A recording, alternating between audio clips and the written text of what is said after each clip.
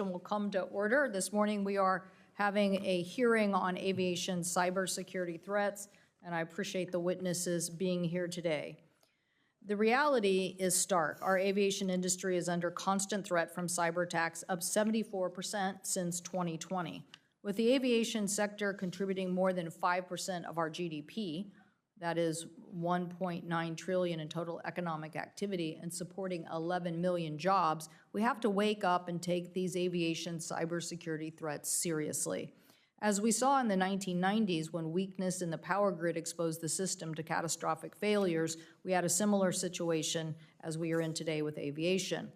Like with the utility industry, the solution has to be a strong national standard for resiliency and organizations committed to the highest standard, whether that's voluntary as organizations or something stronger. Because every time we witness these technology failures, consumers are the ones who are left holding the bags. Let me share a recent example that hits very close to home. Last month, SeaTac Airport, Seattle-Tacoma International Airport, was hit by a ransomware attack from Reseda Group, forcing airport leaders to shut down various computer systems that run everything from ticketing to display boards to baggage claims, creating confusing environment for passenger and workers, and yes, delaying flights and some flight cancellations. The display boards were down for a week. I personally ran through the airport trying to catch a flight, not sure if I was going to the right gate. I had something on my device, but since all the boards were dark, had no idea whether I was really going to get to my gate or if that would really be the gate. I'm not sure I thought we had a chart picture of that. The displays were down for a week, and employees had paper signs directing passengers on where to get to a gate. Check-in kiosks were down too, forcing passengers to wait in line for paper tickets. Other passengers endured long waits at baggage claim at airport. Staff manually sorted through the checked baggage in the terminal. The airport's internal email system and website went down, and the attack group, which is believed to be a Russian organization, is now threatening to release personal data from airport employees unless the airport pays $6 million worth of Bitcoin ransom. While most systems are now back online 3 weeks later, the airport's website and some internal human resource functions remain down today. I appreciate everything SeaTac's Aviation Management Director, Lance Little, who is with us here today, appreciate him being here to discuss the impacts of this event and lessons learned. SeaTac's situation isn't unique. Across the country, we've seen troubling examples of cyber vulnerabilities in our aviation sector. In 2020, a hacker accessed internal systems at San Francisco International Airport. 2020, San Antonio Airport had its website spoofed. And let's not forget the 2015 incident where hackers claimed he had accessed a United Airlines flight control system through the in-flight entertainment system. That is why we are here today, to spotlight this issue and figure out what more needs to be done, and to let the traveling public know that Congress and the federal government are going to combat potential disruptions to their air travel and safety.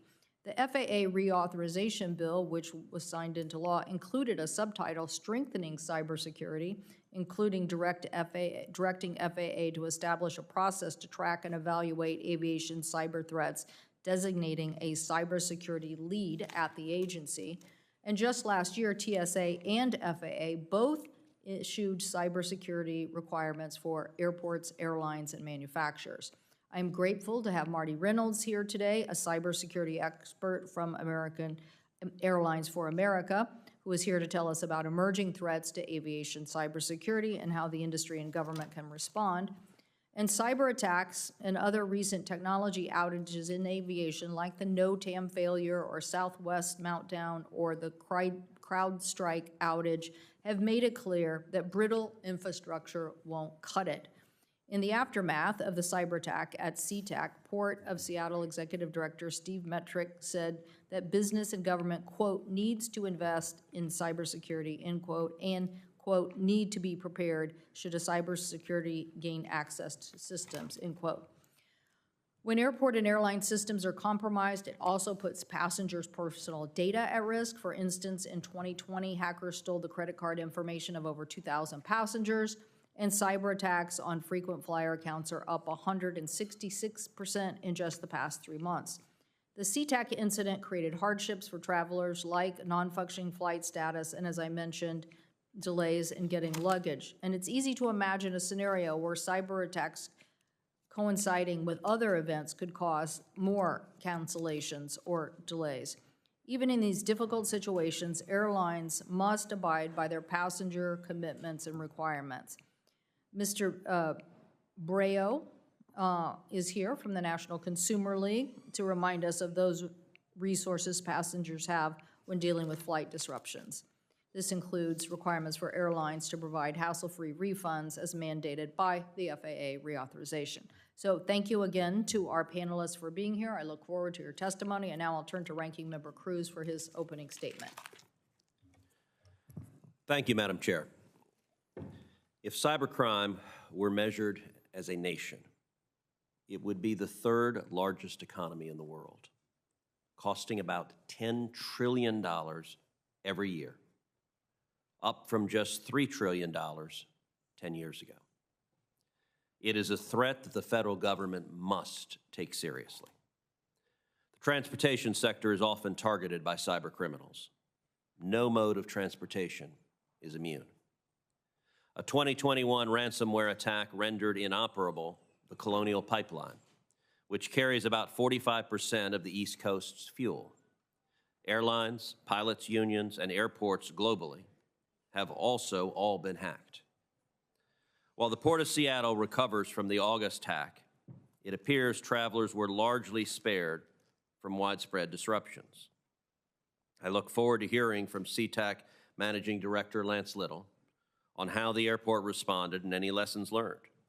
I will note that Mr. Little spent 5 years working for the Houston airport system before going to SeaTac, so I'd like to extend a special welcome to him. Airlines, airports, and avionics manufacturers invest heavily to fortify their technology systems and to protect data. Cyber defenses are expensive and ever-evolving due to the nature of cyber threats. But we should be cautious about placing too much faith in more regulation and reporting requirements to protect us. I am concerned about the dozens of potentially duplicative cybersecurity reporting requirements that regulated entities must already comply with. There may be a better or more effective way to keep critical infrastructure secure than more box-checking compliance activities. Skepticism about new compliance burdens is well-founded. The federal government itself has a lousy track record of protecting data from cyber attacks. Millions of Americans' data have been stolen in government hacks over the past 10 years. And yet the law today gives the federal government more than double the amount of time a private entity has to report a cybersecurity incident. In many cases, federal agencies have little understanding of how regulated industries work. For example, when the Transportation Security Administration first issued security directives on cybersecurity requirements for pipelines, many of the mandates were impractical and had been designed without any private sector input. The TSA set unrealistic timelines for pipeline operators to effectively overhaul their cybersecurity practices and applied cybersecurity requirements typically required for computers, such as updating passwords, to things like sensors that monitor pipeline processes. TSA's security directives created so much confusion that the agency received an unprecedented number, more than 380, of alternate measure requests from operators. Had TSA used a regular rulemaking process with notice and comment, rather than issuing directives to industry without input, those mistakes might have been avoided. On the subject of TSA, I'm pleased the committee is holding a hearing related to aviation security. But we should be looking more closely at TSA's operations as well. For example, more than a year ago, I began an oversight investigation into why 3 mayors of left-wing sanctuary cities were using commercial airports to house thousands of illegal aliens. Not surprisingly, the Biden-Harris administration continues their delay tactics and has yet to provide all of the information that I have requested. The Department of Homeland Security, including TSA, has failed to produce documents and communications requested about the potential security threats illegal aliens pose to airports and airport facilities. Additionally, the FAA has failed to provide requested communications between it and other federal entities about the housing of illegal aliens at airports. Separately, I worked with Senators Merkley and Kennedy on an amendment to the FAA reauthorization on TSA's use of facial recognition technologies at passenger checkpoints. The TSA begged members of Congress to allow for continued facial recognition with no guardrails. Chair Cantwell, I know you offered to Senator Merkley to hold a hearing on this and other topics. I think that's a great idea. The TSA and the DHS must be more collaborative in their work, especially their rulemaking. I look forward to hearing from today's witnesses on their experience working with the TSA on cyber issues and how we can do more to keep the aviation sector safe. Thank you, Senator Cruz. Again, welcome to our witnesses today. We'll start with you, Mr. Little, and if you would please begin, 5 minutes of comments. Chair Cantwell, Ranking Member Cruz, and members of the committee, thank you for the opportunity to join you today. My name is Lance Little. I'm the Aviation Managing Director for Seattle-Tacoma International Airport, which is owned and operated by the Port of Seattle. As you know, the port recently experienced a cyber attack, which we first identified on August 24. The attack and our responsive actions initially impaired some of our operations and inconvenienced passengers. SCA has one of the smallest footprints of any major airport in the nation and was designed to serve approximately 30 million passengers compared to the 52 million we will serve this year. Additionally, we're undergoing a major renovation to better accommodate the traveling public. As a result, the impact to our passengers was magnified, and we regret any inconvenience. We have made significant progress in restoring services and systems. Importantly, at no point did this incident affect the ability to safely travel through our airport or the port's maritime facility. We were able to remain operating by partnering with airlines, utilizing paper boarding passes for lower volume carriers on our common use systems, and coordinating with TSA and CBP. In addition, port employees provided more than 4,000 hours to assist with operating and customer service. Our team was able to bring the majority of the impacted operational system back online within a week. Our internal investigation is ongoing, but we know we were victims of a ransomware attack by the criminal organization known as Reseda. As soon as we identified unauthorized cyber activity, we quickly isolated critical systems. While our efforts to stop the attack appear to have been successful, the threat actor was able to encrypt some of our computer systems and copy some data. The matter is under criminal investigation by the FBI. Reseda sought a ransom payment, but the port has decided not to pay. On Monday, they posted on their dark website a copy of 8 files stolen from port systems and are seeking 100 Bitcoin to buy the data. We're currently reviewing the files published on the leak site as well as others we believe were copied. We will notify any individual whose personal information has been compromised and provide appropriate support. While we are still in the midst of our recovery efforts, we have already identified a number of lessons learned. First, even though we have robust cybersecurity systems in place, cybercriminals are always evolving their tactics. And so we're continuing to work to further harden our cyber defenses, including strengthening our identity management and authentication protocols, as well as enhancing our monitoring. Second, I'm incredibly proud of how our team sprung into action to keep our airport operating, especially over the busy Labor Day travel period. We benefited greatly from partnership with airlines, federal agencies, and our tenants. We also developed workarounds to keep people and bags moving. Many of those workarounds are quite effective and will go into our toolbox for future emergency responses. Also, communication was key. We held daily conference calls, relied heavily on text messages, used temporary signage, and did a lot of in-person communications. None of this is revolutionary, but it's important to have these options already planned for when technology becomes inaccessible. Finally, I want to talk about our goal to be stronger after. We hope our internal investigation and third-party after-action report will identify best practices to improve our resiliency, our emergency preparedness, and our incident response. We will also share these learnings with peers throughout the aviation industry. Congress and federal agencies can help our industry in the face of these ongoing threats. Agencies should continue to prioritize the dissemination of timely, actionable cyber threat information.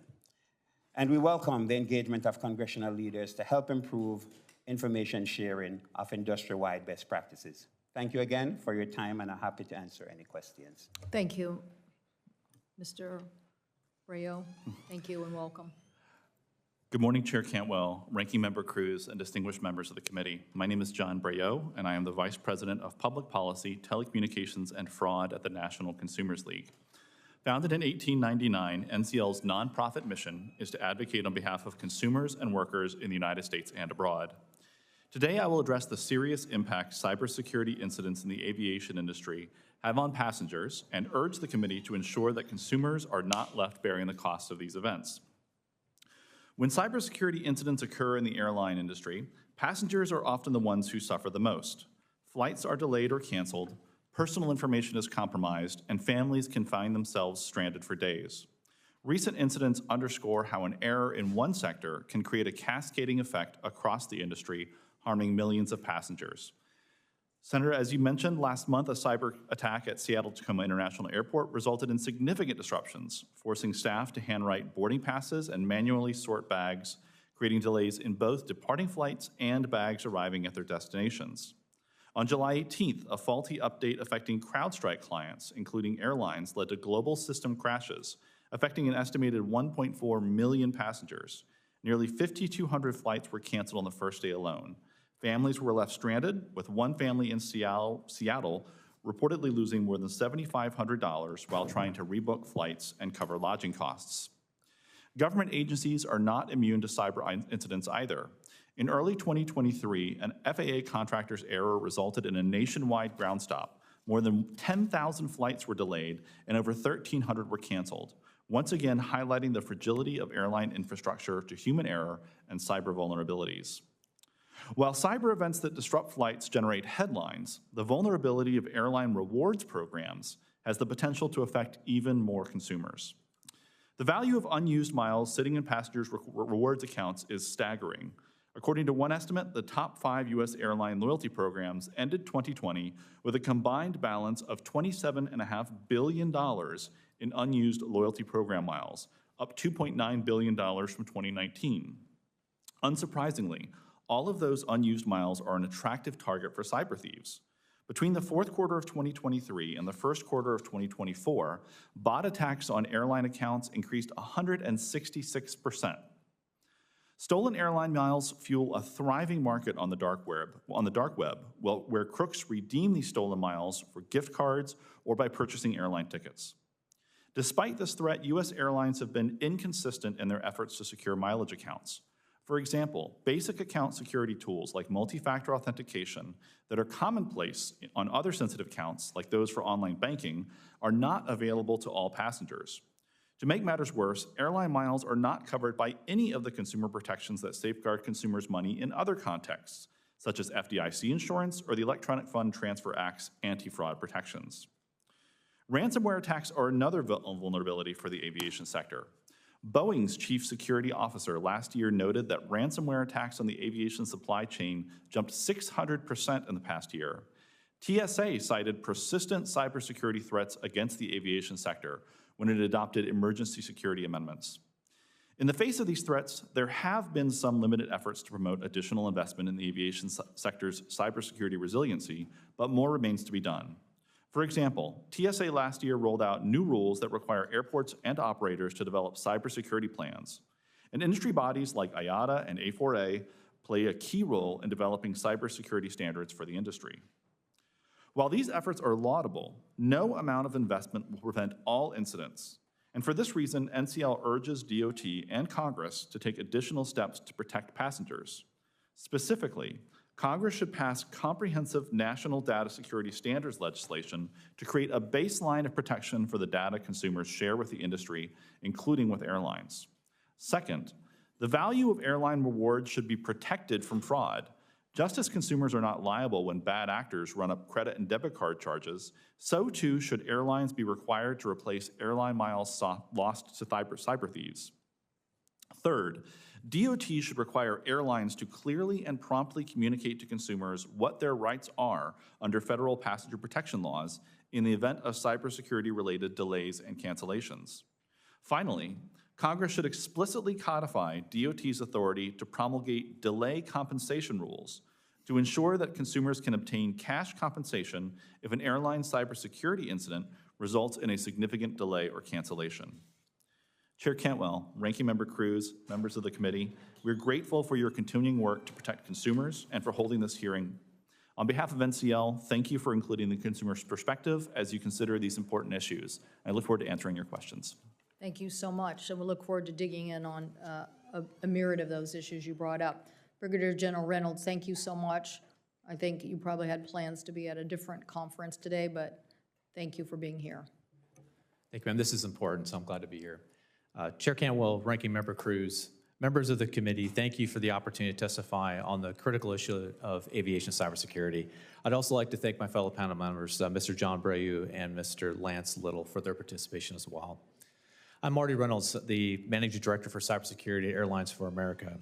I've been with Airlines for America for 3 years and spent nearly 3 decades in the military, including time developing cyber policies and leading cyber professionals executing global operations.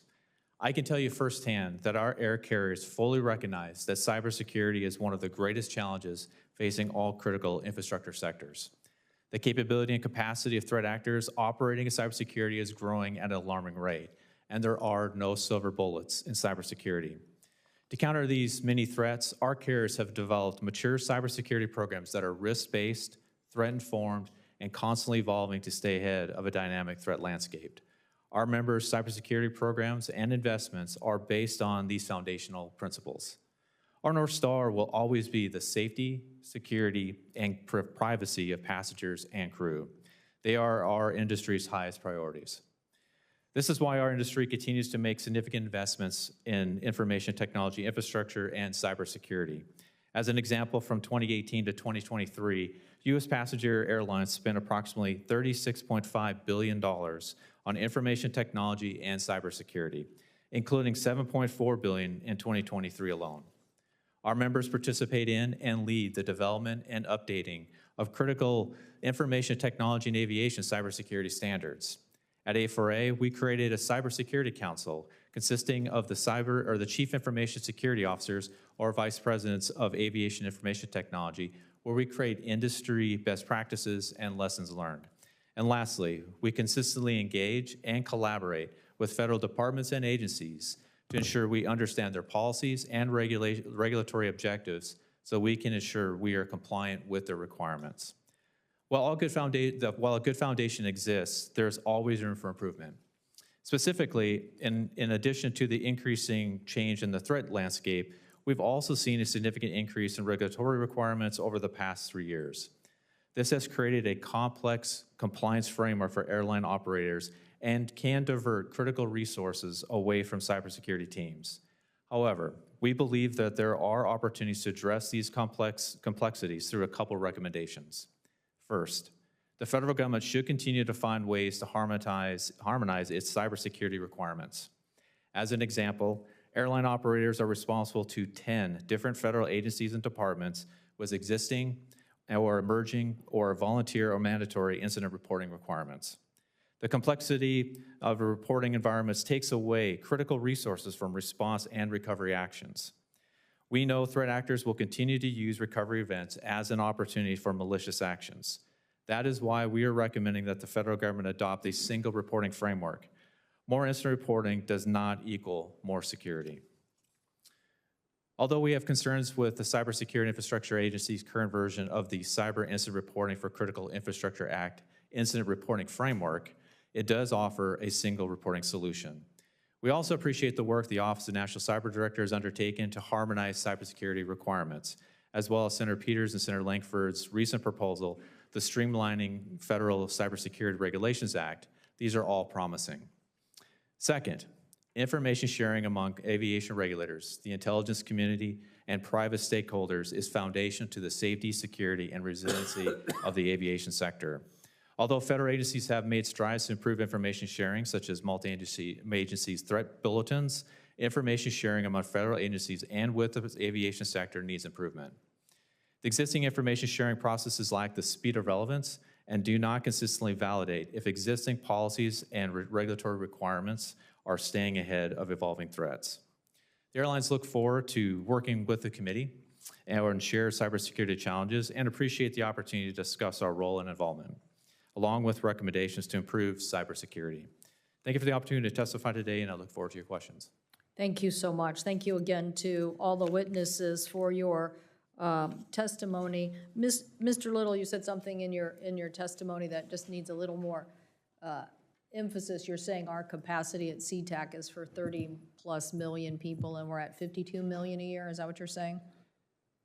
Yes, we were originally designed for, the current facility is designed for approximately 30 million, and we're doing 52 million this year. So we're already stretched. Yes, we are. And in addition, you're doing construction right now, so that's an additional stretch. That complicates it even more. Yes. Right. So do you think Seattle was specifically targeted?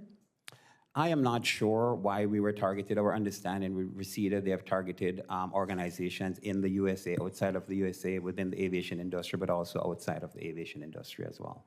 So, so you don't have any specifics of why you think CTAC was on this particular event singled out? Not at this point. Okay. And what do you think now? I know you're still in the middle of the investigation, and you also don't want to reveal information that might aid and abet others in this particular area. But isn't hygiene a particular aspect of this? We know this from other sectors who have been attacked. Isn't the ability for people to attack can come in all sorts of very easy ways, from phishing and other events. I didn't hear anybody talk about this as part of a concern, so I just wondered where you were on that issue. Yeah, all the various different cyber attacks, whether it's phishing or whether it's a ransomware attack or denial of service attack, they're all concerns for us. We have successfully in the past thwarted denial of service attack, phishing attack. We continuously do exercises. We have internal and external audits that we conduct on a regular basis to minimize the impact of any cyber attacks on our environment. So will we learn what exactly happened? Will we at least have access to that information, even if? We'll be conducting an after-action report, independent after-action report, and that will be available. Okay, and what's the timing on that? We're not sure as yet. We're focusing on recovery right now, and once we have done that, then we'll conduct the after-action report, and we'll share this industry-wide as well as with the committee. Well, I think to Brigadier General's point that this information sharing is critical, and since so many organizations within our government think that they have a hand in cybersecurity, which they do, this information sharing kind of gets lost. And what we have seen, whether it's other sectors, whether we mentioned pipelines, casinos got attacked. I remember talking to somebody, the first casino, nobody said anything. The second casino, then it leaked out. The third casino, they wish they would have known, because then they would have taken steps. So one of the reasons why we wanted to have this today is because we definitely want people to have information about these attacks and what we need to do. Brigadier General Reynolds, one of the things that we've done is this rulemaking authority through the FAA bill, and an ARC, an aviation rulemaking committee being set up. Does A4A plan to participate in that ARC, yes or no? Senator, thank you for the question, and yes, absolutely. We're excited that the ARC has been established and look forward to the charter to be released because we would like to participate. And what do you think that can do to establishing some sort of focus here on cybersecurity requirements that airports specifically need to look at? I think anytime there's an opportunity for industry and government to work together to come up with recommendations, generally provides the best set of recommendations.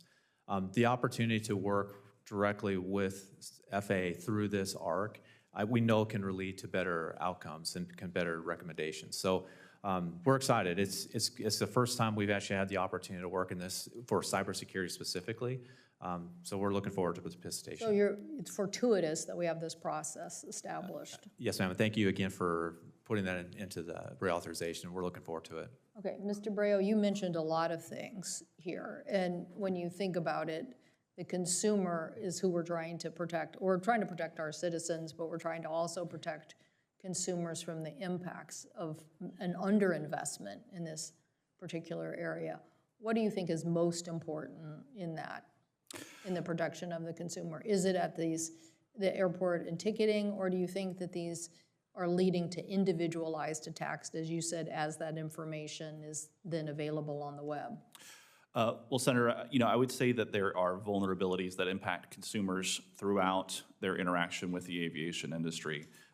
There are vulnerabilities that impact the safety of the data they provide, for example, to rewards programs or through the frequent flyer miles, through the information they share with TSA when they are for security purposes, through the actual physical impact that they have when these events happen, the being stranded at the gate, missing important family events, running through the SeaTac airport not knowing which gate you're supposed to go to, are all impacts that happen. And so I think the cost here really needs to be measured in how do we help consumers recover when these occur? Because all the investment that I'm glad to see A4A and other industries making in this is not going to prevent all the cyber attacks. As General Reynolds said, there's no silver bullet, and I completely agree with him. So I think what we also need to do, in addition to thinking about how do we prevent these cyber attacks from happening in the first place, how do we create incentives to help consumers recover when they do occur? Because ultimately they're going to occur and consumers are going to be impacted. So what do we have in place to help make sure that those harms are mitigated as much as possible? Thank you. Senator Cruz. Thank you, Madam Chair. Recently enacted FAA reauthorization includes a subtitle on establishing an FAA cybersecurity lead, tasked with setting cybersecurity policies and guidance on FAA-regulated aviation operators and avionics. General Reynolds, how have these provisions in the FAA Reauthorization Act helped to protect the aviation industry from a cyber perspective? Senator, thank you for that question. There are a couple things in the reauthorization in particular I'd like to highlight. One, of course, is the establishment of the Aviation Cybersecurity Rulemaking Committee. We think that's a very, very good next step. The second is that inside that reauthorization was a clear call out that the FAA has sole jurisdiction when it comes to rulemaking on cybersecurity around avionics, propellers, and the ground system support systems. Both of those are very, very helpful for us. It's not just that the fact that they identified them as it is a roles and responsibility issue that goes to harmonization as well. And how does the federal government do abiding by those same standards? In 2022, Congress enacted the Cyber Incident Reporting for Critical Infrastructure Act, which generally requires critical infrastructure to report substantial cyber incidents to the federal government within 72 hours. A proposed rule is pending that would implement this law. General Reynolds, do you happen to know how long federal agencies have to report a major cyber incident to Congress? Sir, I believe that's 7 days. That's a lot longer than 72 hours that airlines and airports have to report an incident to some of those same agencies. What about the types of incidents agencies must report to Congress? If an agency suffers a cyber attack, what is the number of Americans who, if affected, would automatically trigger a notification requirement? Sir, Senator, if you're talking for the federal side, I believe it's 100,000. Turning back to the incident reporting requirements for critical infrastructure, depending on the circumstances, could the proposed rule require critical infrastructure operators to report a cyber incident that affects only one person? Yes, sir, and I think the other part I'd offer too is that of the 10 different regulatory requirements that we have for incident reporting, some again are voluntary, some are mandatory, that the definitions around each are different. The reporting requirements are different, the thresholds are different, timing is different. So to say any one specifically is different, they're all different. Well, that certainly seems inconsistent and potentially overly broad. I should note that my colleagues across the aisle seem to agree. Several of the Democrat authors of the law have written comment letters criticizing the excessive breadth of the proposed rule. The federal government is also not much better at securing its networks against cyber attacks. Time and again, agencies have been hacked and lost sensitive records on the citizens they're supposed to serve and protect. recognizing the regulatory state's proclivity for duplicative regulations without regard to economic burden, Congress included a provision in the cyber incident reporting law to ensure a report to one agency is a report to all agencies. It also required that agencies take steps to harmonize their cyber incident reporting regulations. General Reynolds, how is that harmonization effort going today, and how many cyber incident reporting regimes is the aviation sector subject to? Sir, as I meant in the written testimony in my opening remarks, it's 10. That's a number that we have to report to. And again, that's an emerging, existing, that's voluntary and mandatory. In terms of the harmonization, I do want to call it, at least on one side, the FAA in particular is using the TSA's requirements and its process. So there's one example where harmonization is in fact happening. We still believe, though, as CISA continues to work through its comments on CERCIA, we believe that is showing a very good option for a single reporting option for us. Let's focus on the TSA specifically. What are a few examples of recent cybersecurity directives issued by the TSA? Sir, it's somewhat similar to the timeline you talked about, the pipeline. We are operating off an emergency amendment. In that side of that amendment, there is mandatory reporting. Also in that, there's an assessment, and then also the development of implementation plans, as well as an assessment plan. Today, our carriers have had their implementation plans approved. We've had the assessment plans reviewed, and now we're moving on to the compliance framework. And has the TSA used notices of proposed rulemaking in advance of issuing these directives to ensure that regulated entities can provide their expert notice and comment on those directives? Sir, they did initially. We did provide comments. I think they felt, and they had good reason and rationale for the issuance of an emergency amendment. In that process, there isn't the opportunity to provide comments. So we've been working very closely with them. We have a good working relationship with TSA. We work with them to make sure we understand our compliance requirements, and they ask and work with us to make sure they understand how we do threat-based, risk-informed programs so that their compliance program actually complements what we're doing today. The Cybersecurity and Infrastructure Security Agency, or CISA, DHS, the same CISA that works with the FBI to pressure social media companies into censoring conservatives, is in charge of implementing this legislation with the National Cyber Director. So we shouldn't be entirely surprised that the Biden-Harris administration has failed to implement the legislation in a measured and reasonable way. What can be done to simplify and harmonize the various regulatory burdens being placed upon aviation? Sir, I think first I'd just pick incident reporting. I mean, 10 seems like it's too many.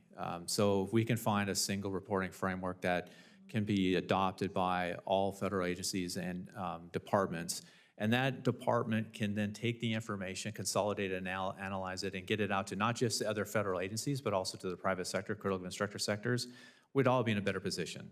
The last thing I think anyone would want to do during a recovery and response issue is having to worry about going through a compliance matrix and figuring out which time, where do I have to report different elements. And I don't think the federal government's response would be any better if you get 10 different agencies receiving information at different times and different periods. Thank you. Thank you. Senator Hickenlooper, I think we got you in under the clock. I know you have to preside at 11, so. I appreciate that. Thank you, Madam Chair, and thank all of you for being here today and your public service on these issues. Mr. Braille, ransomware attackers often attempt to shut down computer systems and steal confidential data that they can extort businesses or individuals, somehow basically stealing the data and trying to sell it. Keeping consumers' data secure, making sure that we don't collect excessive and unnecessary data, also helps reduce risks from financial fraud and scams while, again, protecting people's privacy. What proactive steps, Mr. Braille, can businesses take to protect their customers and employees' sensitive and personal data? Senator, thank you for the question. I'm not an expert on what businesses themselves should do, specifically what tools they should implement, but I know that there are strategies that agencies like the Federal Trade Commission have and advice they provided to those businesses, and I think you alluded to a few of them. Number one, it's doing an inventory of what information you're actually collecting to find out then to find out, do you actually need that information to conduct the business? And if you don't need that information, can you minimize the amount of data that you're holding on to? As long if you're reducing the threat vector, the number of bases you have to cover, and to use a baseball term, it's easier to play defense against the cyber thieves. Then knowing how to get rid of that data securely, get rid of data that you're taking in as part of your business securely, and then finally having a recovery plan in place when all those other things you've done don't work, so that consumers at the end of the day can help to your customers can recover from that. Sounds like sound principles to me. Mr. Reynolds, cyber attackers attempt to cause disruption in order to create urgency for victims to pay ransom. A quick recovery is in the interest of the business, in the interest of its customers. Also reduces the leverage that attackers used to try and extort their victims. As we've seen in some notable cybersecurity incidents, it can take weeks or months for impacted organizations to fully recover. In addition to what, excuse me, in addition to what Mr. Braille was describing, can you describe what steps your member companies take to prepare and practice recovering from cyber attacks as part of their cyber resilience? So not necessarily the preparation, but the recovery. Senator, thank you for that question. I think I'll start with our North Star, which is we always keep safety, security, and privacy of our customers at forefront. Our programs are risk-based threat informed. They have to evolve with the threat. Some of the things that we do in terms of coming up with ways in which we can improve are things like tabletop exercises, policies and programs and training.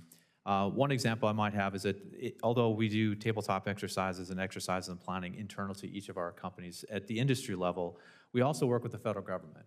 So there's, in fact, this week at a conference, the Aviation Information Sharing and Analysis Center is conducting a global exercise where they bring in federal regulators and the airlines and airports to work through a very comprehensive exercise so that we can all learn. We can get a report from that, we can look at gaps and seams so we can all improve. We've done the same thing with the FAA recently. They have the Aviation Cyber Initiative that we participate. We took 6 months to actually build out a program with them and participate in an exercise with them. It's a comprehensive program, sir. Great, appreciate that. Mr. Little, a very sobering event that you had to go through. Just so far, what lessons would you want to share with other airports in terms of things that could be useful, lessons learned? Some lessons learned, as was just mentioned, for example, is to actually go through and do tabletop exercises. We were fortunate that we actually did a tabletop exercise which simulated a ransomware attack in the past. I can tell you, in reality, it's a whole lot more complicated, but it actually helped. Also, having continuity of operations, COOP plans in place. Every department at the port is required to have a COOP plan, and we had to activate those really fast. Also, to practice your NIMS, and activating incident command, emergency management policy rooms, practicing that over and over again. And then partnering with, of course, the federal agencies such as CISA, the TSA, and also outside subject matter experts, and conduct various different, like ethical hacking. Do that on a regular basis to test your environment. Well, I'm out of time, but I do think at some point also it would be worth looking at, are you getting rid of data that is no longer necessary? In other words, you saving data and therefore making yourselves or your consumers a target. Yeah, my recommendation, if you don't have to store sensitive data, don't, but if you have to, ensure that it's encrypted. Fair enough. Thank you. Thank you, Madam Chair. Thank you. Thank you. Senator Blackburn. Thank you, Madam Chairman, and thank you all for the hearing today. We appreciate that. Mr. Reynolds, I want to come to you first and talk about the known crew member program. One of the things that has come to our attention is the abuses there. I know earlier this year, 4 flight attendants allegedly smuggled millions of dollars in drug money out of the U.S. using that known crew member lane at JFK Airport. We've also learned that 2 hackers discovered a vulnerability in the system that allowed them to create profiles for fake employees. And this was giving them access to areas beyond the security checkpoint. So what efforts are you taking to make certain that this is secured? Senator, thank you for that question. The known crew member program is not something that I personally deal with, particularly. That's not my area of expertise. I will say, though, the program is among key stakeholders, including TSA, A4A, and ALPA. It's a program that to help facilitate screening of trusted population of airline crews, and it involves close collaboration to ensure that cybersecurity of those systems. Because I'm not the expert in that, ma'am, I'd love to take your question back and actually talk to our leads and provide you more comprehensive. I want to make sure my answer is correct. I would appreciate that. I think that's something that is important to each of us, especially when you look at the issues that are in this country with the drug trafficking and the cartels. And that's a point of concern and indeed vulnerability. But then to find out that hackers have found a way to get in and create these fake profiles. I would like to have some more information on that and then be able to decide if there are other actions that we should take. You all talked a minute earlier about information sharing, and as we look at 2030, when there are going to be 32.1 billion devices connected to the internet here in the US, I think that this is going to need more attention when you look at that timeliness and the importance of streamlining reporting requirements and streamlining how you increase this information share. So you've made a couple of comments, but I want you to drill down a bit on what you would do with the streamlining process. Senator, thank you. And to talk on the information sharing piece of it, our threat risk-based programs, our information sharing is absolutely critical to it. And when we talk information sharing, there's 2 elements I think they're important to make a distinction about. There's the information sharing that is necessary to protect your networks with what the adversary is trying to do immediately, like within the short order. Whether that's tactics, techniques, and procedures, it's incidents or compromise. It's that kind of level of detail that you know that your program is either safe or you have to make corrections. There's a second part of the information sharing that I want to highlight too, and that is that same kind of level of information. How is it being used and can it be used to inform requirements, policy requirements, and regulatory requirements to make sure they stay ahead of the evolving threat landscape? So those 2 pieces, we would love to see those actually improve and in fact bring in more industry input so that we can ensure that the information shared not just among and across. As an example, I just want to call out the CTAC team because they did an amazing job of pulling industry together so that we can understand what was happening, not just operationally, but from a cybersecurity perspective. They were able to share techniques, and procedures. They were able to tell us who they think the actor was, and that way we can go back to our own networks and make sure they were protected. Well, and we also think workforce is an important component of this.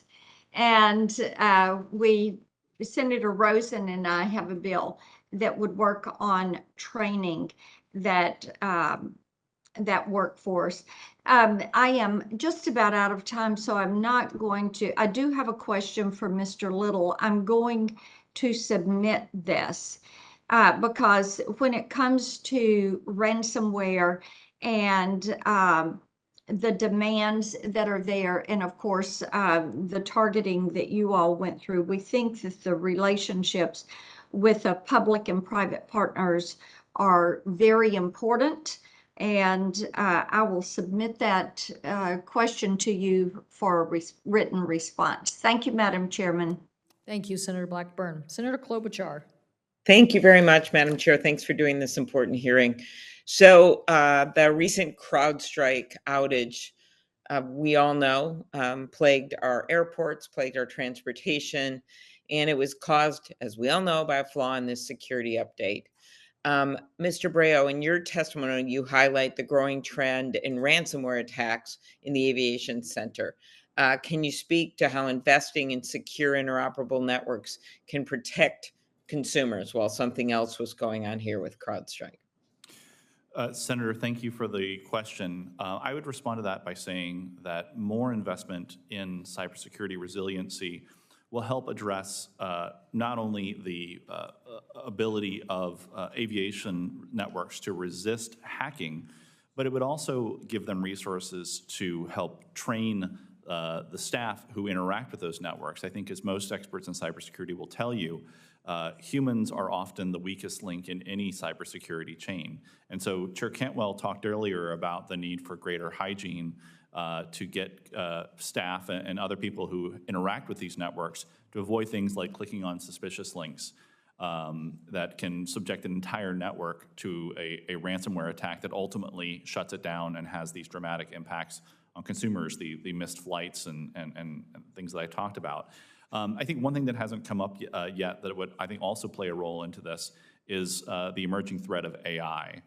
We are very concerned at NCL that the bar to entry for cyber thieves to conduct these ransomware attacks is really going to be dramatically lowered because of the ability of AI to make it easier for people who may not have the same skill set that you may have needed 5 or 10 years ago to commit a ransomware attack to commit one. So the number of threat actors out there, we fear, is only going to multiply. And so the kind of investment that we need in cybersecurity resiliency is more urgent now than ever. And Brigadier General, what additional tools and skills will our current cybersecurity workforce need to be able to deal with this? Senator, thank you for the question. As you point out, there's certainly a shortage of IT professionals in this country. One of the things from the aviation perspective that we work very closely on is that it's hard to find IT professionals that have both IT experience and aviation experience. So in many cases, we have to bring folks in, and we provide them that additional training so they understand the specifics of aviation IT. And so that would be one thing I would say that for companies that are looking for folks to populate their team, is that you have to think about, how do you internally train these folks? You know, how do you actually bring them on board and actually provide them the necessary skills to not just stay ahead, but understand the industry they're participating in? And just last question, Mr. Little, just on the same topic, in your testimony, you note how federal agencies like Cybersecurity and Infrastructure Security Agency have helped the Seattle airport improve workforce development. I think we've got 464,000 unfilled cybersecurity jobs in the US. 1 in 3 of those unfilled jobs are in the federal government. Tell me what you think the federal government should do to get those numbers to be in a much better place. So, well, we can pay people more, but one of the things I think we can do is we have to attract expertise pretty much before they start going to college, start getting them interested in the aviation industry so they see aviation as a career. And so they can start deciding on aviation career, you know, before, you know, they decide to go to some other industry. Okay, very good. Thank you very much. Thank you, Chair. Thank you, Senator Klobuchar. Senator Budd. Thank you, Chair. And again, I thank the panel for being here. I want to talk about a different type of attack. It's an electronic attack, particularly GPS spoofing, which is increasingly impacting commercial and GA aircraft. I've had pilots send me photos of panels at 43,000 feet with a terrain warning.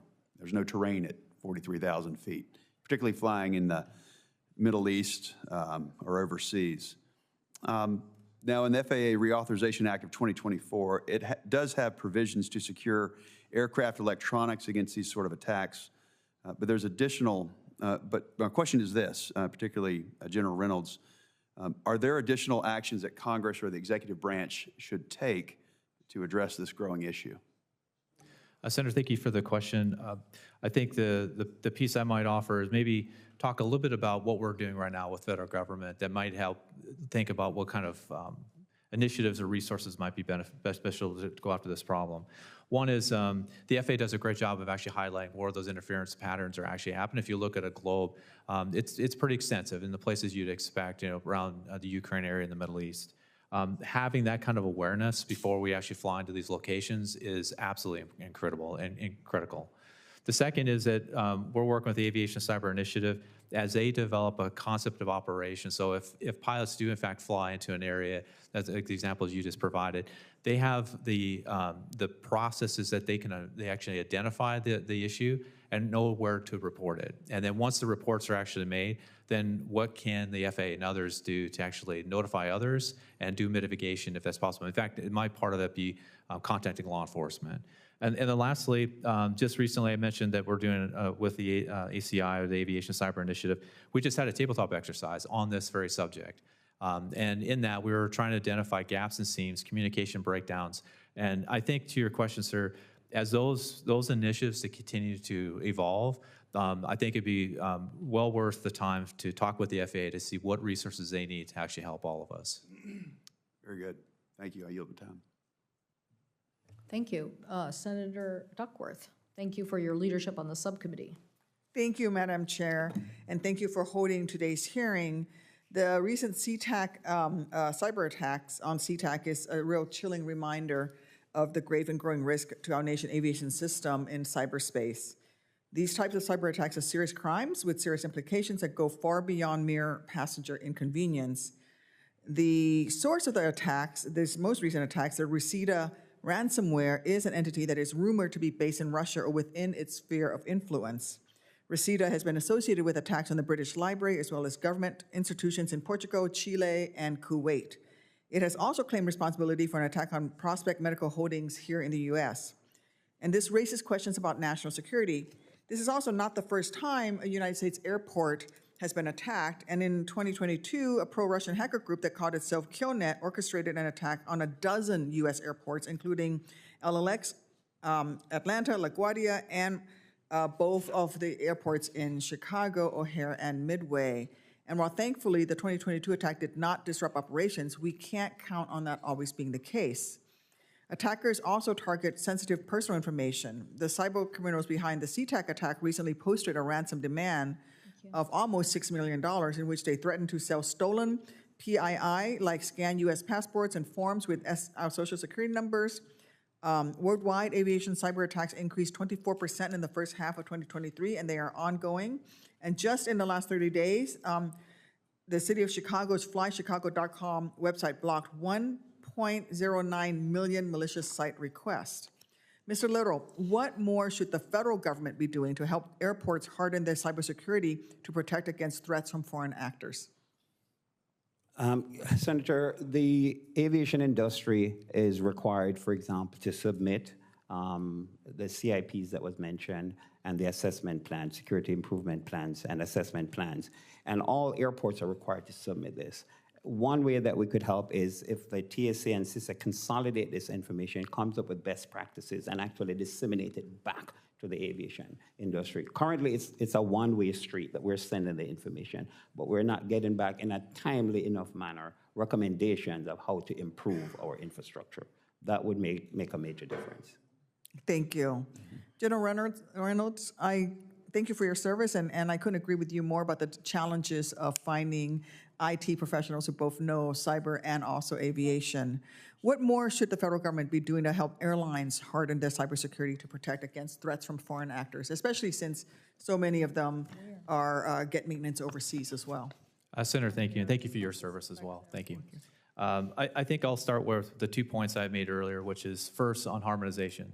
The fewer incident reporting requirements that we have, the better for us, so we don't spend all our time worrying about compliance, and more importantly, we want to make sure the information is going to the right places at the right time. The second part is on the information sharing. The improving information sharing, not just amongst ourselves in the industry side, but amongst the federal agencies and with each other. The better we can do that at the speed of relevance, the better we all are going to be. our programs rely on making sure we can stay ahead of the threat actors, and that information sharing is key to it. Are there any additional vulnerabilities with foreign national airlines? So, because they're still accessing our systems. They're in partnerships with American Airlines, the Star Alliance, and all of these other, alliances. Are there vulnerabilities there?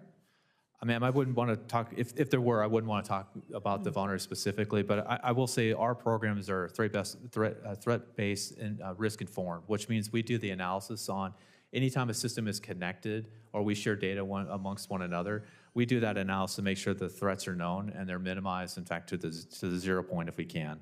I'm not an expert on the international carriers and what their exact systems are and the vulnerabilities, and I can certainly circle back and provide more information for you. Thank you, thank you.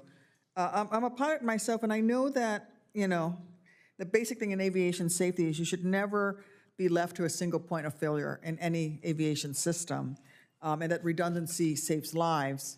When Boeing left a safety critical system on the 737 MAX depended on a single angle of attack sensor, 2 flights crashed, killing 346 people. So when I see the NOTAM system knocked out by an accidental file deletion, and so much of the aviation system knocked out by a CrowdStrike software update, that really worries me. That's a single point of failure, and we don't want that. So to better protect our aviation systems from cyber attacks, I believe we need to improve both redundancy and resiliency, and each of you have spoken to this. But Mr. Little, I just want to give you a little more time. How can airports, airlines, and the federal government work better together to help improve the redundancy and the resiliency in our aviation systems computer networks? Yeah, I think we have to do far more information sharing. We can always learn from each other. Airports can learn from other airports, and we can also learn from the TSA and CISA in terms of information that they're gathering and threats that they're seeing out there, and share this information immediately with the aviation industry. Airports in general have very robust cybersecurity, but nothing is impenetrable. Nothing is 100% secure. So if we can actually learn, each airport can learn from each other, and I think the consolidation point TSA, that because we're required to submit all of these plans to the TSA and to CISA, I think if they consolidate this information, come up with a recommendation and standards in a much more timely manner, and disseminate that to the aviation industry so that we can continuously improve our cybersecurity defenses, I think that would go a long way. Thank you. Thank you. Senator Schmidt. Thank you, Madam Chair. I did have a couple of questions, but first I wanted to sort of make a statement here. As our aviation sector becomes more reliant on modern network solutions, the need for stronger, more resilient operating systems grows to protect against malign influences, both foreign and domestic. Today, we face a rapidly changing threat landscape. Cyber attacks against airports and airlines are growing and becoming more sophisticated. Whether it's a breach of sensitive data, disruptions to critical operations, or ransomware attacks that cripple entire systems, these threats have the potential to cause widespread disruption. While I do not disagree with the emphasis of this hearing today, I believe that we also must draw attention to the self-inflicted wounds and failures experienced by our nation's aviation system and the national airspace and national airspace under President Biden and Secretary Buttigieg's leadership. In January of 2023, the United States experienced its first nationwide ground stop since 9/11. This was the result of an input error to the Notice to Air Emissions NOTAM system by an FAA contractor, causing the entire NOTAM system to crash. As a result, thousands of flights were delayed and or canceled, stranding hundreds of thousands of passengers across airports across our country. One of the Biden administration's first actions under the leadership of Secretary Buttigieg was to change the name of the NOTAM system from the Notice to Airmen to Notices to Air Mission to be more inclusive. Americans who are flying want to know that their systems are safe and reliable, not whether or not if we name our systems to be more inclusive or not. This is a consistent lack of leadership and priorities from this administration. Is way more focused on virtue signaling than actually safety. Additionally, late last year, cybersecurity firm CrowdStrike implemented a faulty software upgrade it deployed to Microsoft Windows customers, crippling airline operations in the United States that led to nearly 3,000 flights being canceled in one day. Delta Airlines in particular canceled nearly 7,000 flights and faced issues for weeks from the software update failure. I make no mention of the increased number of near misses, mass cancellations, and issues faced by Southwest during the 2022 holiday season. Unfortunately, Secretary Buttigieg has shown blind willingness to prioritize woke ideology that values social, cultural merits over safety. I say all of this to validate that it's no coincidence that our aviation system faces its biggest inflection point right now. The American flying public deserves better leadership, and as I've stated over and over, this administration has failed time and time again, and by the way, Secretary Buttigieg has not been in front of this committee in 2 years that I've served on it. Mr. Brayald, I do have a question that I don't think this has been asked yet, but you know, TSA is in the process of deploying, you know, more biometric technologies at airports and at security checkpoints. If there is a cyber attack, how vulnerable is that data to hackers? This is one of those things that, like, we don't talk about much up here, but people back home, it's a question that they'll ask me is if they're signing up for Clear or something like that. How vulnerable is that very personal data? So, Senator, thank you for the question. You know, there is no 100% solution in cybersecurity, and that would also apply to the biometric data that a consumer might share with TSA or as part of a Clear. And so I think that what that means is that each consumer has to do their own risk analysis on, I'm giving over, for me personally, and this is speaking for me, I don't sign up for Clear, particularly for those specific reasons. Because I'm unaware of how well they're protecting that data. And something like biometrics is, you know, I can't change my fingerprint. I can't change my face. That is a unique, persistent identifier of me. And while there may be good reasons to use that, and I think an argument can be made that biometrics can help prevent people from spoofing who I am and getting through TSA. I think Senator Blackburn was alluding to this in a question she had earlier. I do think there are legitimate concerns that consumers have, and so I think it's incumbent on all entities, including government agencies like TSA, that collect consumers' information, particularly the sensitive personal information, and I think biometrics has among the highest levels of sensitivity to protect that, because in the wrong hands, it can be used for harm. Thank you, Madam Chair. Thank you. Senator Welch and then Senator Rosen. Thank you very much. I was going to ask Lance Little a question about what happened at SeaTac. First of all, my understanding is that SeaTac had some backup information, or it had backup access, so that it wasn't, that mitigated significantly the cyber attack. Is that right? Yes, we did have backup, and the backup was not compromised. Yeah, well, that's terrific. Thanks for that. Just one question. On the passengers, were they all able to get everything that they had lost, baggage and so on? So when we just started, because we had to shut basically the systems down so we could prevent any further attacks, we had to actually execute our continuity of operations plan, and one of them is actually to start doing sorting bags manually. We also had to implement what we call a fallback tag, where we do a semi-manual process with bag tags, because the system that the airlines use to actually access the bag tag information, that system was inaccessible. So we had our two backup plans that we actually used to go through that process until we actually restored access to what we call the bag sortation messaging system. How long did that take before folks got their bags back? It depends. It varied for the different airlines. So for, I think, Alaska and Delta, we got that back in like 2 days. And then for the other airlines, it took us a little bit longer.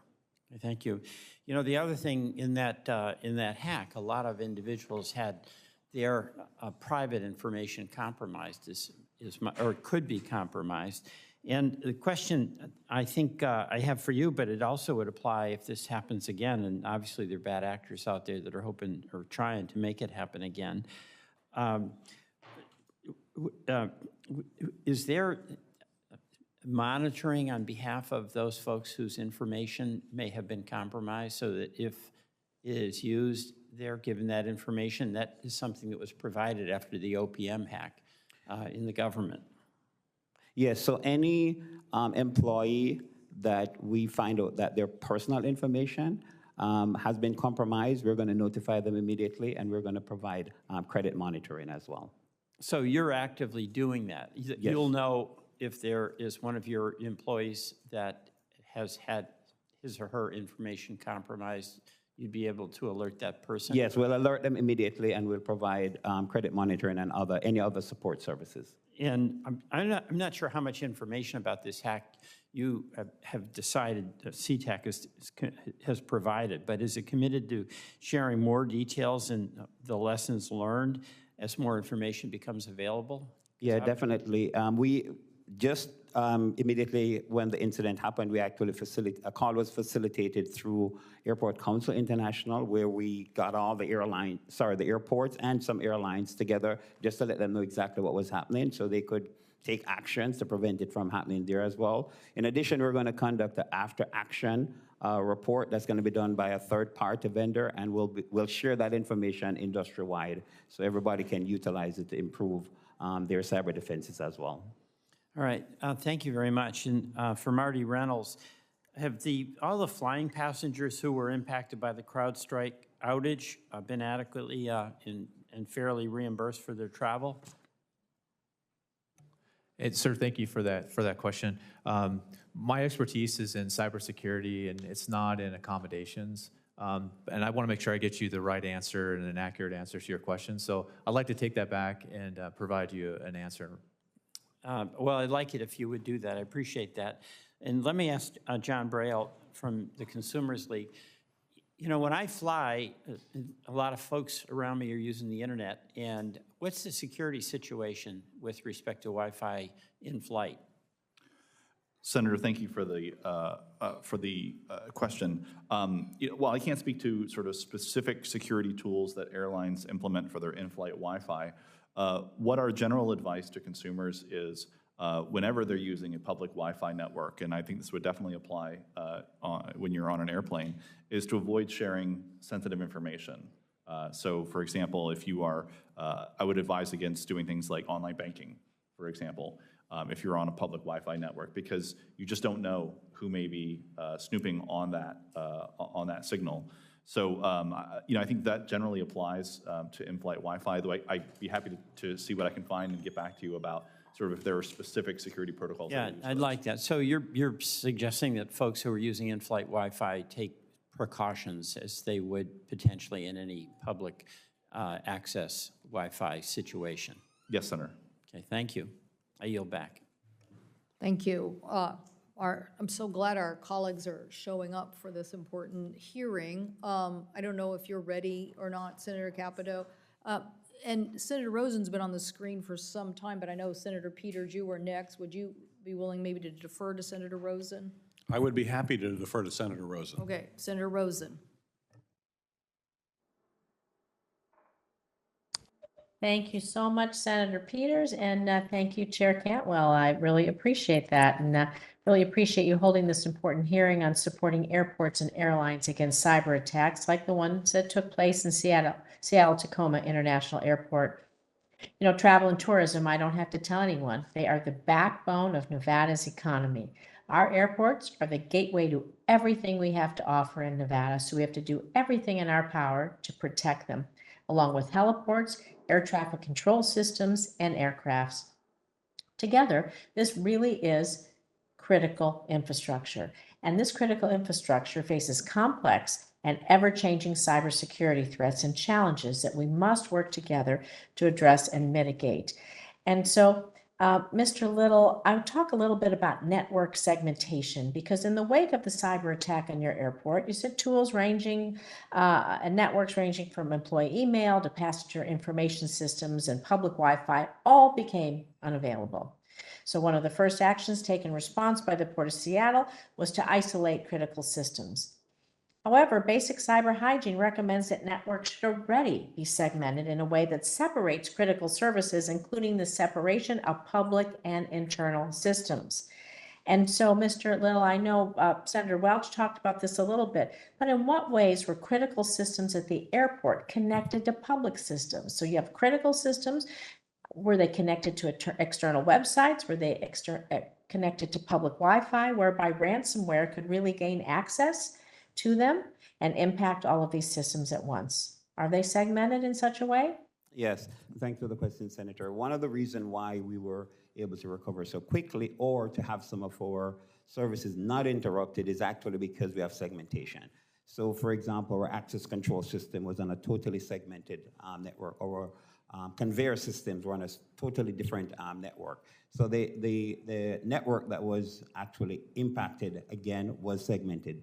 That's something that we have been doing for years, and one of the lessons learned is we'll actually do more segmentation. But there are several systems at the airport that was not impacted because of segmentation. Well, fantastic. I want to build on that with General Reynolds because we have airline networks. We know they interact with airport systems, airlines and airports. That's how you update a lot of information, right? So how vulnerable is this interoperability between the airlines and the airport systems in the event of a cyber attack? How do you segment or mitigate this threat as airlines and airports talk to each other? Of course, in this case, we'll just use this for an example, getting your bags. Senator, thank you for the question. As I stated up front, our programs are mature programs. They're risk-based, threat-informed, which means we follow standard practices. For example, the cybersecurity framework that NIST puts out is one of the foundational principles that we follow, the standards that we follow.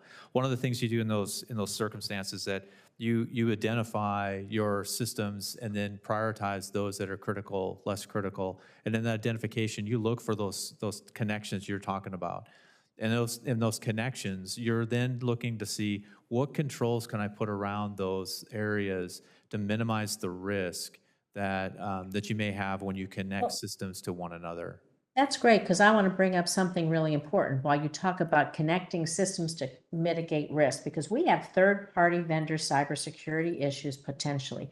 Last month, cybersecurity researchers found vulnerabilities in a tool that supports the Known Crew Member program, which allows pilots and crew members to pass through TSA without screening.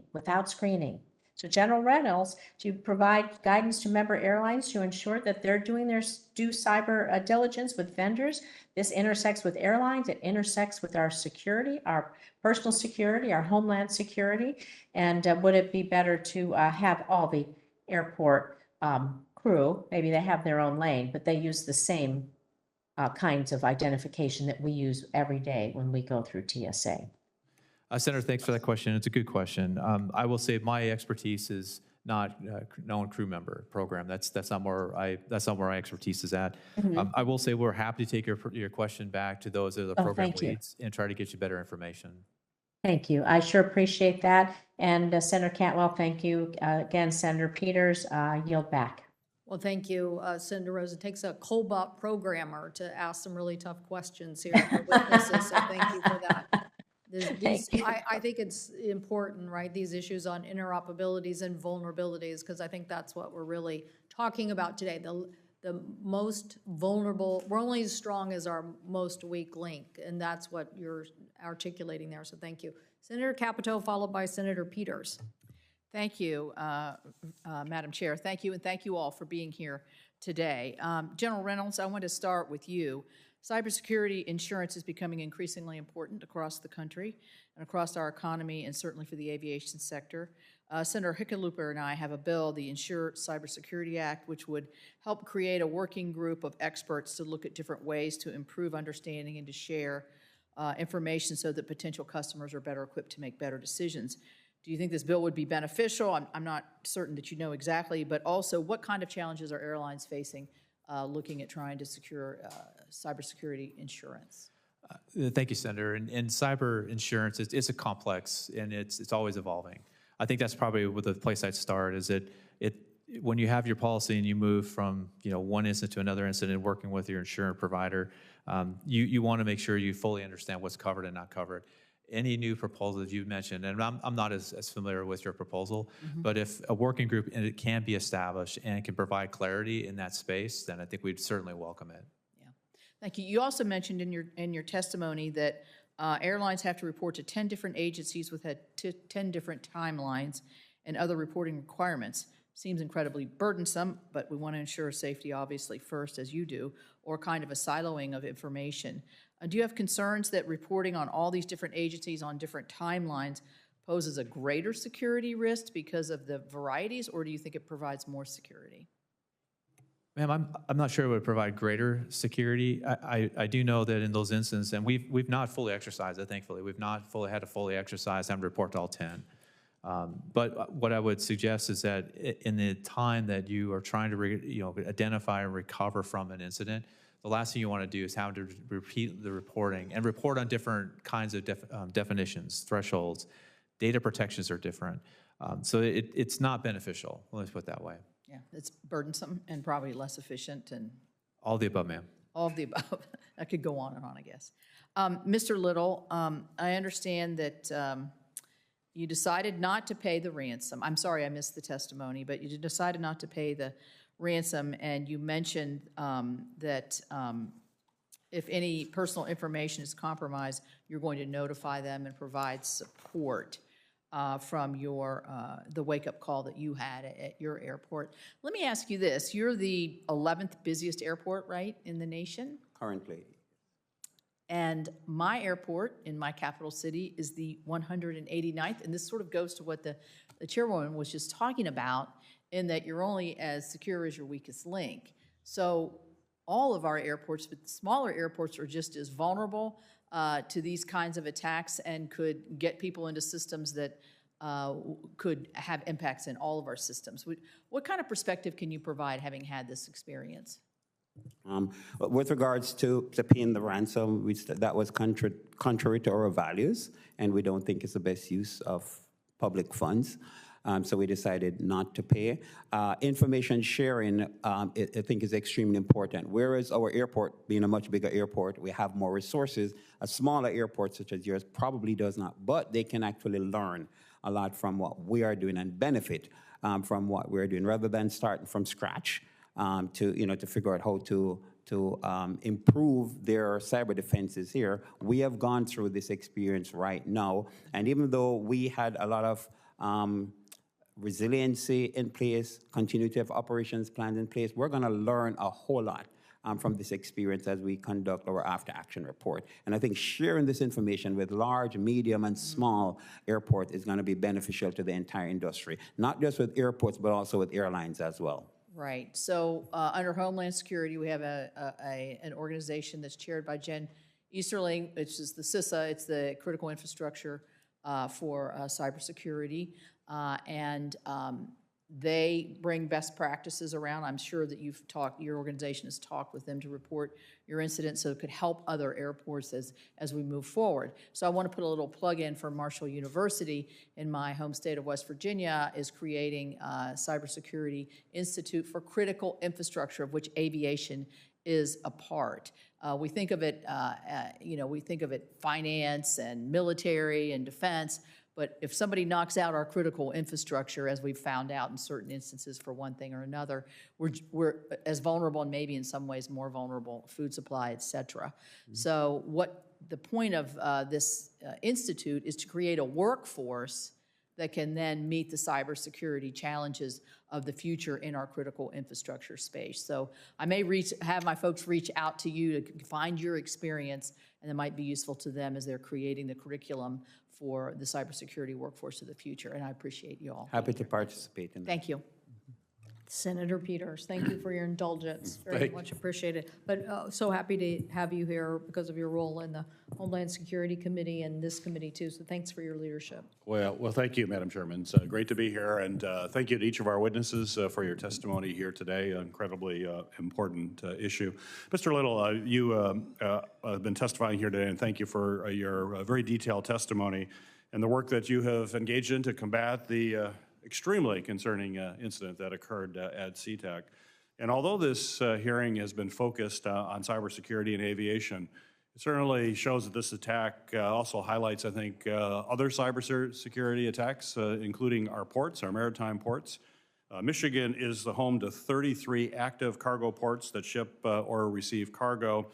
They handle 51 million tons of cargo, over $4 billion annually.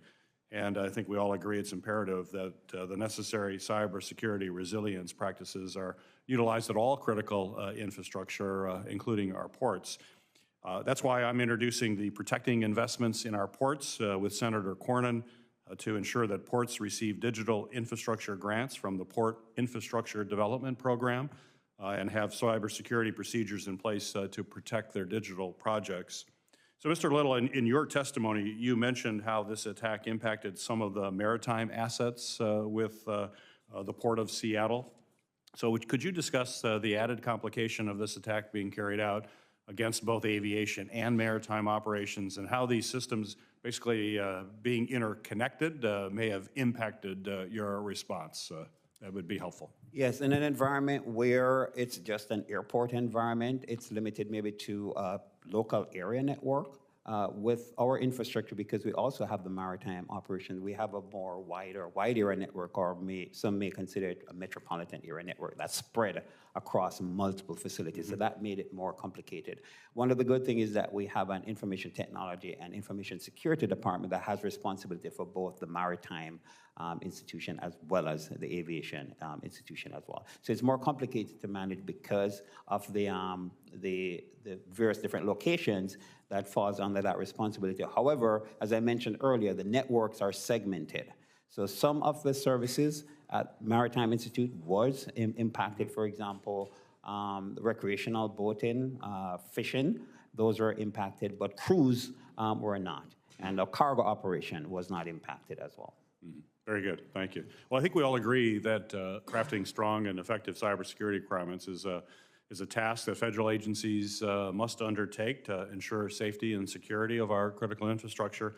And I certainly appreciate the very detailed discussion that we've had here and my colleagues have had on the need to maximize the amount of cybersecurity teams that they spent on actual security versus compliance, which has been an issue. We need to streamline those requirements. And I have really good news. It's good to come to a committee hearing with good news. I introduced a bill with Senator Langford, the Streamlining Federal Cybersecurity Regulations Act, which is attempts to try to make compliance with multiple regulatory agencies a whole lot easier. And I would certainly welcome my colleagues on this committee to join me in this bill. And Mr. Reynolds, thank you. Thank you for your support of this bill and your testimony, and I look forward to continuing to work with you on that issue. Mr. Brayo, something we've seen happens after major cyber incidents is that other bad actors, including cybercrime groups, use the originating cyber attack to target Americans and commit fraud. For example, in your testimony, you discussed bad actors launching phishing attacks after the recent CrowdStrike incident to defraud victims. These groups, as you well know, take millions of dollars of hard-earned money from honest folks. And question for you is, what do you recommend for how we could work to prevent and respond to these post-attack fraud incidents? What are your top recommendations? Thank you, Senator, for the question. Number one, in the aviation sector, consumers don't have any control over when these cybersecurity events happen. All they see is the downstream impact of it, the missed flights, the lost airline miles. And so I think it's very important that Congress and DOT consider policies that will help consumers recover when incidents that are harming them through no fault of their own happen. That's why in our testimony we have called for Congress to codify DOT's authority to implement delay compensation regulations, which they have a rulemaking teed up for this January, as well as requiring that stolen airline miles have the same protection that stolen money has when a scammer gets a hold of my credit or debit card and uses it to run up a bunch of charges. We think that when those miles are lost, that's money that belonged to consumers that they've lost through no fault of their own, and that the airlines should be required to compensate them for that. Very good. Well, thank you. Thank you, gentlemen, again, for all your work. Thank you, Madam Chair. Again, thank you, Senator Peters, and look forward to working with you on your port security ideas with you and Senator Cornyn. Very, very important. I know you're just arriving, Senator Markey, but you're a fast study, and you might be ready. But if not... Ready to go. Okay, Senator Markey. Thank you, Madam Chair, and thank you for having this very important hearing. On July 19th, a CrowdStrike IT outage caused mass disruptions across multiple critical sectors of the U.S. economy. While the outage itself wasn't a cyber attack, it laid bare the vulnerabilities of our connected IT systems and put a spotlight on the chaos that can erupt when these systems aren't protected. Mr. Brault, yes or no? Do you agree that airline consumer protection policies are an important part of an airline's broader cyber strategy? Yes, Senator. And from my perspective, no matter how much airlines prepare, there will still be disruptions, and we're going to have to be ready to support travelers, okay? And so we thank you for that. As we saw with the CrowdStrike outage or the cyber attack on the Port of Seattle, disruptions, even if resolved quickly, have serious consequences for travelers. In the case of the CrowdStrike outage, thousands of consumers were left stranded and confused about their rights as travelers. The recent FAA Reauthorization Act took important steps towards protecting consumers in these scenarios. I'm particularly proud that the law contained my provision requiring airlines to provide travelers with an automatic refund in the case of a flight delay or cancellation if the consumer does not accept a rebooking or a voucher. In many ways, the CrowdStrike incident was a stress test for this important provision. Unfortunately, reports suggested that airlines were failing to comply with this provision, arguing that it had not taken effect. As I explained in a bipartisan letter with Senator Josh Hawley, that just is not true. General Reynolds, we just heard that the treatment of consumers during a cyber-related event must be a part of a broader cybersecurity plan. Will your members commit to following the law and providing automatic refunds when required, such as during a disruption caused by a cyber attack? Thank you, Senator. Yes, we comply fully with all the laws and regulations. So that means you will, in fact, provide for the refunds? So if that's what the law provides, and again, I'm not a accommodation expert. I would defer to our folks that actually work in this range. Well, it's absolutely critical that there be compliance. The harm is real. The airlines have to protect against it. And if not, and the flight doesn't take off, it's the responsibility of the airline. We just have to continue to update. It's a corporate responsibility to spend the money to protect. And when they don't, and there's a successful attack, it's just because the protections weren't built in. Flight disruptions over the past few years have further made clear that refunds and vouchers aren't enough to make consumers whole. So, Mr. Brault, I want to walk through a couple of scenarios with you. If a flight cancellation, whether from a cyber attack or maintenance issue, causes a traveler to miss a Taylor Swift concert or an NBA game, does the traveler get reimbursed for the event ticket? No, Senator. What about the cancellation? What if the cancellation causes a stranded traveler to miss a shift at work, losing crucial income that that family was counting on? Does an airline compensate them for that lost income? No, Senator. And if a passenger misses their kid's birthday party or school play, well, let's be honest, no amount of money can truly make up for missing those special moments, but you all get the idea here. There's a loss that these families suffer. So whether a flight delay or cancellations is caused by a cyber attack, thunderstorm, or maintenance issue, the cost for a traveler extend far beyond the flight ticket.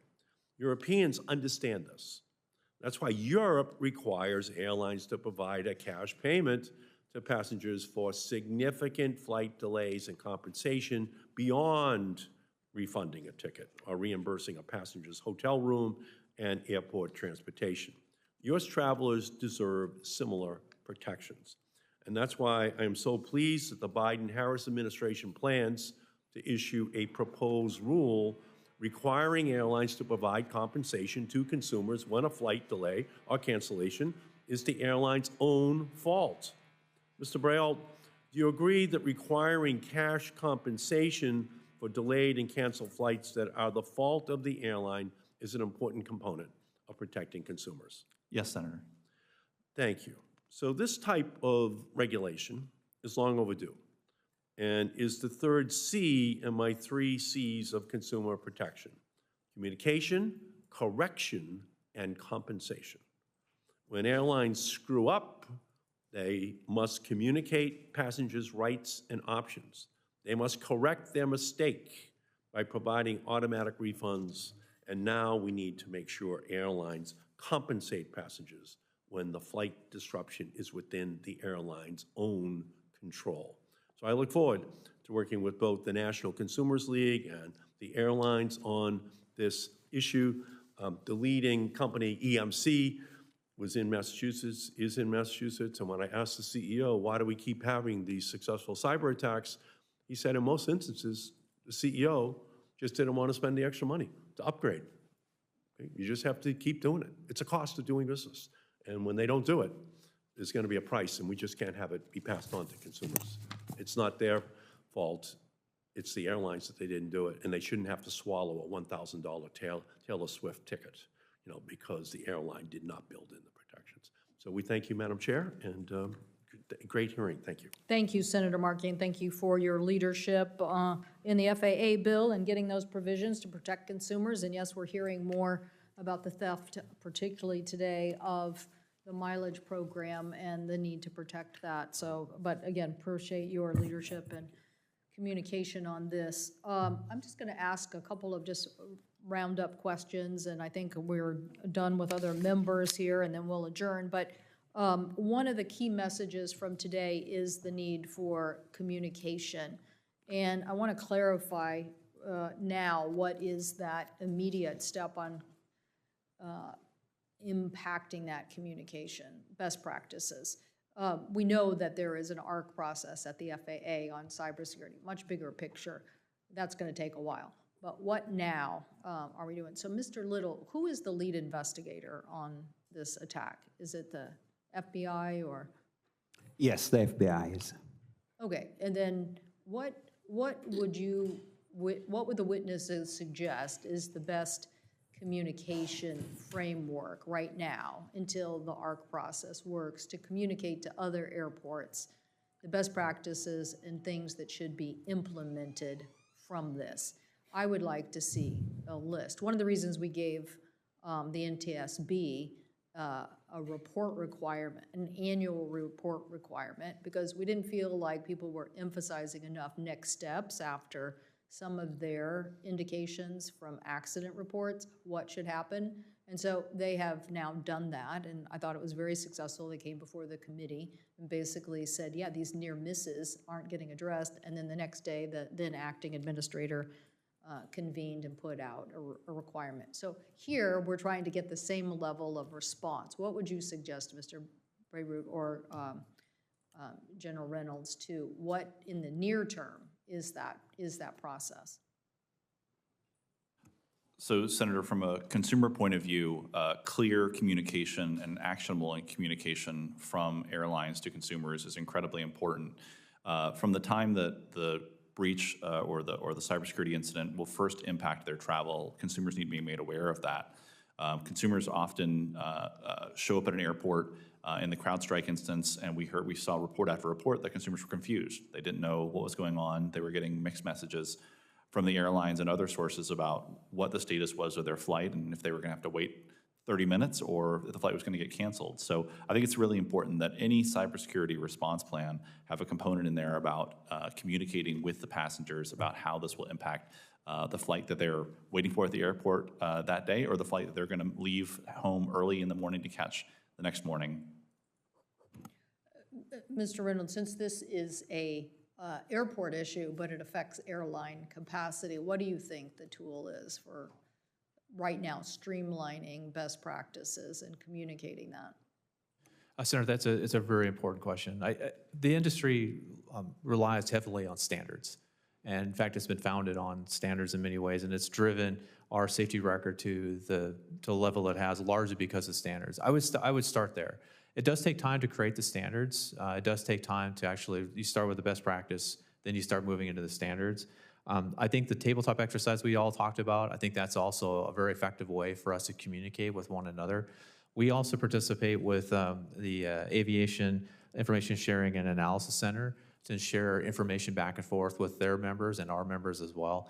And I think the other part too, I just referenced, is that any opportunity for us to work closely with the federal government, either working groups or opportunities for us to share lessons learned, is beneficial for not just the industry, but also for the government as well.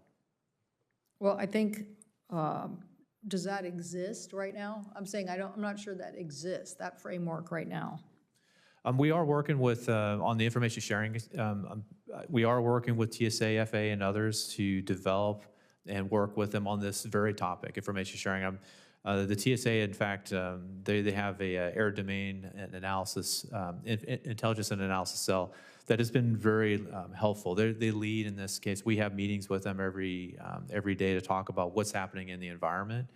There seems to be a really nice set of progress checks with them and the FAA and others to find ways in which we can improve information sharing. But it's in the early stages. Yeah, I keep thinking about NARUC, and I was looking up trying to figure out what its acronym stands for, but it's basically a voluntary utility organization that decades ago did the same practice. Why? Because they were being impacted so much. And so I think that we have to figure out here how to formalize this now while the ARC rulemaking process at FAA is going through to see what we can get from just communication, a daily communication. As was said, people want to know, well, what's the next best thing to implement? And I'm pretty sure here it's going to be related to hygiene, which is pretty simple and pretty basic, but something that could get emphasized. And so maybe that is the FAA, putting that notice out, or maybe it's also the industry working collaboratively. And so that's what I think. We need both. In my opinion, we need both, because the industry can work very collaboratively very quickly, and they know the systems they're trying to improve. One thing, General Reynolds, since you're here in our state, there's been a lot of collaboration with the Guard and Reserve, because there's so many people who work in IT and are state guardsmen, and they would like to play a more active role here. So when you talk about the workforce shortage, you're thinking, well, what could they do to just, hammer home this hygiene issue and be part of a response? I don't know if you have any comments on that. Absolutely, ma'am. I have business cards I'll hand to you, and if you have anyone who's interested in joining the airlines, we would love to have them. Phenomenal capability. I'm very familiar with the folks up there in your state. Phenomenal capability, because they have their day job. They know the insights they can bring to the military is phenomenal. So I appreciate you mentioning them. The Guard and Reserves do a phenomenal job in this space. Well, I think they know what's their job, to protect us on critical infrastructure. So we've had this discussion with them in Washington, in the state of Washington, on cybersecurity for many years. And I think I had Senator Murkowski come to an event on this many years ago when we were looking at vulnerabilities, particularly in schools. And they were active and they had been deployed. There was a lot of cooperation between entities. But as this need continues to grow, and it's not just going to be in the aviation sector, other sectors, where are we going to get that workforce? And how are we going to get these evangelists out there communicating to people? But I think everybody here, I think the key takeaways: better protection for consumers on million-miler program, better communication to airport infrastructure and airport employees to harden our resources, that this is a growing issue. It's not going to shrink. The best way to do it is communicate what we need to do to harden those resources. Is that right? Is that okay. Well, thank all the witnesses. You have, the record will remain open for 4 weeks until October 16th. Any senators who'd like to submit questions, do so by October, by that time. And then 2 weeks from now, we will have the record complete. So thank you so much, and appreciate your willingness to respond to our colleagues. We're adjourned.